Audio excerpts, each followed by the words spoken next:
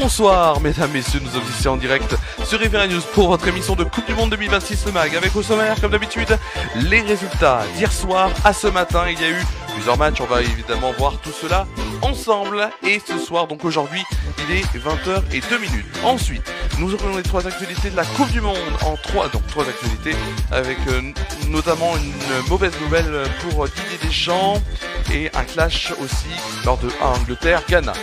Les 6 matchs à venir, puisque dès ce soir, ce sera les deux matchs par groupe qui se joueront en même temps.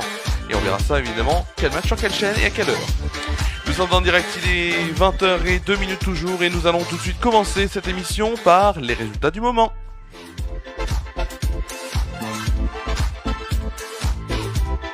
Les résultats du moment, et on va tout de suite les découvrir. Les résultats du moment avec 3 résultats. Dans le groupe L, hier, Angleterre, Ghana, aucun but, 0-0 au terme du temps réglementaire. Alors, pas de but dans ce match qui a vu le Ghana bien se défendre face à des joueurs anglais assez maladroits, 0-0. Il y a eu très peu de buts hier et ce matin. Dans la nuit de mardi à mercredi, 1h du matin, il y avait dans le groupe L, Croatie, qui jouait face au Panama, et ce sont les Croates qui se sont imposés grâce à un but d'Ante Budimir à la 54e minute. Et enfin, dans la nuit de mardi à mercredi, dans le groupe L, on avait dans le groupe K, on avait Colombie donc contre la République démocratique du Congo. Ce sont les Colombiens qui se sont imposés 1-0. La Colombie donc qui s'impose grâce à un but de Daniel Munoz à la 76e minute de jeu. Très peu de buts dans ces résultats. Il y en aura beaucoup plus ce soir, avec notamment dès ce soir et demain avec les matchs en même temps. On va tout de suite faire les actualités de cette Coupe du Monde.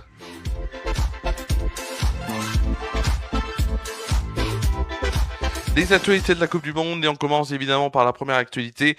Malheureusement, donc une bien triste nouvelle est arrivée au lendemain de la qualification de l'équipe de France face à l'Irak et son succès 3-0. La Fédération française de football a annoncé donc le décès de la mère de Didier Deschamps. Touché donc par ce drame familial, le sélectionneur des Bleus a quitté les États-Unis afin de rejoindre ses proches et d'assister aux obsèques. Une épreuve personnelle donc particulièrement douloureuse pour celui qui venait encore de conduire son équipe vers une nouvelle victoire dans la compétition. Alors Didier Deschamps avait confié donc après évidemment accord avec le président de la FFF Philippe Diallo la direction de son groupe à son fidèle adjoint Guy Stéphane jusqu'à son retour. Le sélectionneur ne sera donc pas présent sur le banc vendredi soir heure française 21h pour le dernier match de la phase de groupe face à la Norvège, décisif pour la première place du groupe I. Dans son communiqué, l'instance a également rappelé et indiqué que l'ensemble du groupe France était affecté par cette disparition et a adressé ses pensées à Didier Deschamps ainsi que sa famille dans ces moments particulièrement difficiles. On adresse aussi nous, évidemment, et Riviera News, les plus sincères condoléances au sélectionneur des Bleus et à ses proches. Autre actualité donc de la Coupe du Monde, ou du moins touchant à la Coupe du Monde, aux équipes de la Coupe du Monde. On va parler donc d'une polémique qui a vu le jour lors du match Angleterre-Ghana. Celle-ci concerne le milieu du terrain du Real Madrid. Alors vous allez me dire qui?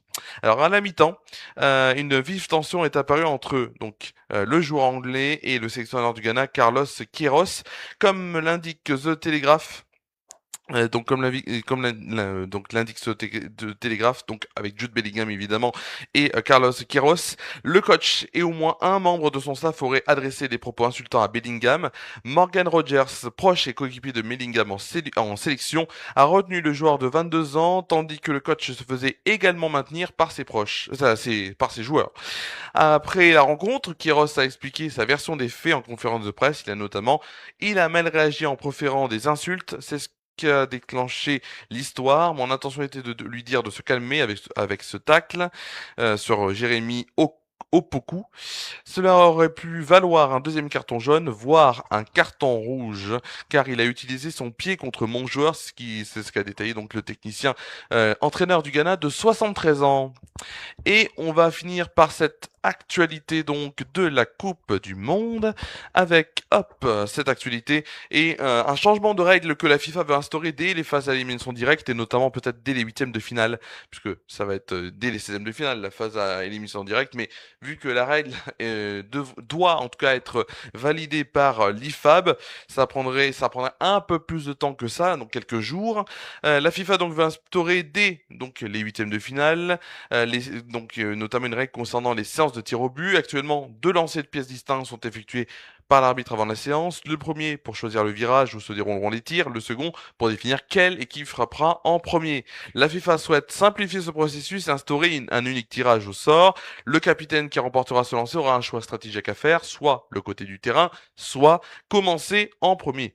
Ou en deuxième évidemment. Alors le capitaine perdant héritera automatiquement de l'autre option. Cette modification vise à équilibrer les débats et à éviter qu'une formation ne subisse un double désavantage psychologique et territorial, comme cela avait été regretté par les instances lors de la récente finale de Ligue des Champions entre le Paris Saint-Germain et Arsenal. Reste à savoir si cette règle pourra être appliquée en temps et en heure, je rappelle que l'IFAB doit donner son avis. L'IFAB, c'est donc l'instance qui gère le jeu dans le football. Tout de suite, les matchs à venir. On est en direct, les matchs à venir. Donc, les prochains matchs à venir, il y en a 6.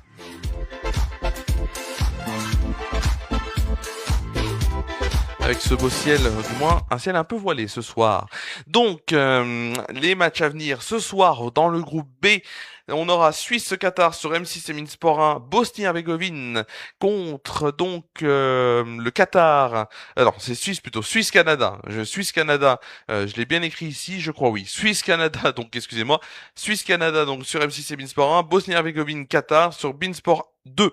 Ensuite dans la nuit de mercredi à jeudi à minuit du matin, donc on aura dans le groupe C Écosse-Brésil sur M6 et Beansport 1 et Maroc-Haïti sur Beansport 2. Et enfin à 3h dans le groupe A, Afrique du Sud, Corée du Sud sur Beansport 1 et Tchéquie-Mexique sur Beansport 2, si je me trompe pas. Non, c'est l'inverse. C'est Afrique du Sud, Corée du Sud sur Beansport 2 et République Tchèque, Mexique sur Beansport 1. Voilà, donc c'était tout ce qu'il fallait savoir aujourd'hui pour ces résultats et du moins ces matchs à venir. Merci à vous d'avoir suivi cette émission donc de Coupe du Monde de U26 Mag. On se retrouvera demain 20h30 en direct pour une nouvelle émission avec les infos, les émissions, les résultats plutôt de ce soir et de la nuit. 3 infos sur les équipes ou sur la Coupe du Monde et les matchs à venir évidemment de ces troisième matchs, donc troisième journée et troisième match pour les équipes. Bonne soirée à toutes et à tous et je vous souhaite donc aussi demain 16h30, 17h15 la dernière de Flash Actu sur Déclic Radio et FR News. Passez une très bonne soirée et à demain 2 fois sur FR News. À demain.